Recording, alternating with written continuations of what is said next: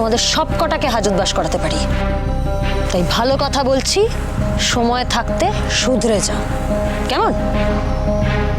এসব বাজে কথা শুনে এখানে সময় নষ্ট করার কোনো মানে নেই। চলো। দাঁড়াও, কথা এখনো শেষ হয়নি।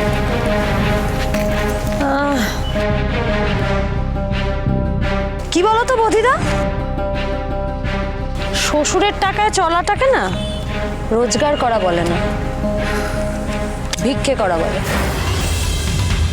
এই টাকাটা রাখো, দিরাগমনের সময় শ্বশুর বাড়িতে একটু মিষ্টি কিনে নিয়ে যাও। তাছাড়া তোমার তো সারা জীবন লোকের থেকে ধার করেই চলেছে, কখনো কারোর গান, কখনো কারোর কবিতা, আবার এখন কারোর ক্ষমতা। চল লীরা। চাকরি পাওয়ার পর থেকে মাটিতে পা পড়ছে না না, আর তোর ওই পাটা না আমি এমন ভাবে ভাঙবো যে কোনোদিন আর মাটিতে পা ফেলতে পারবি না তুই। তবে রে, তোর এত বড় সাহস, তুই আমার দিদিকে বলি পা ফেলতে পারবি না? ইটা কথা। আজকে নীরা বলছে আর কাউকে যদি কখনো আমার দিদির সামনে দেখেছি মেরে মাথা ফাটিয়ে দেবো। তোরা কেন দাঁড়িয়ে আছিস? পালা।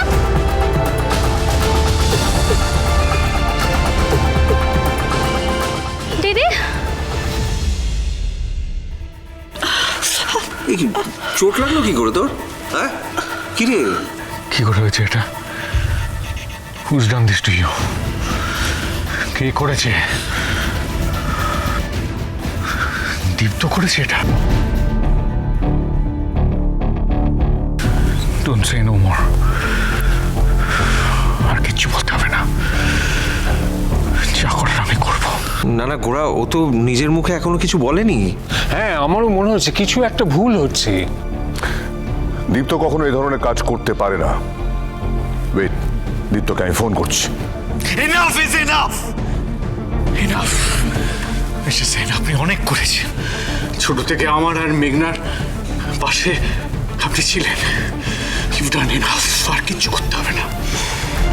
এবার যা করার এই গোড়া সেন করবে। এমন শাস্তি দেবে ওই দীপ্ত সরকারকে যে কোনো মেয়ের গায়ে হাত তোলা তো দূরের কথা, চোখের দিকে তাকিয়ে দেখতে পারবে না। মেঘ, go to my room. Mainak, ওকে দেখ, take care of her. গোড়া এভাবে যাস না, গোড়া সর যাস না গোড়া। হয়তো যেখানে তুমি ভালোবাসা খুঁজছিলে সেই জায়গাটা তোমার ছিলই না। দাদু একদম ঠিক বলেছে, আমি এতদিন ভুল জায়গায় ভালোবাসা খুঁজছিলাম। আর আমি কাউকে নিয়ে ভাববো না, এবার থেকে শুধুমাত্র নিজের কেরিয়ার, নিজের ফিউচার, নিজের জীবন আর নিজের পরিবার, শুধু এদের ভালো থাকার কথা ভাববো, আর কিচ্ছু ভাববো না। আর সবার আগে আমাকে ওই গোড়া সেনের চ্যালেঞ্জটা জিততে হবে।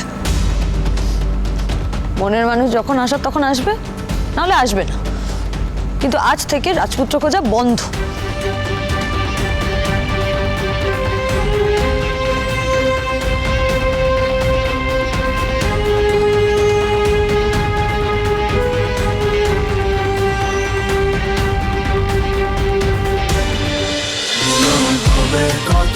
মিলন হবে কতদিনে? সোম থেকে রবি প্রতিদিন রাত 9:30টায় স্টার জলসায়।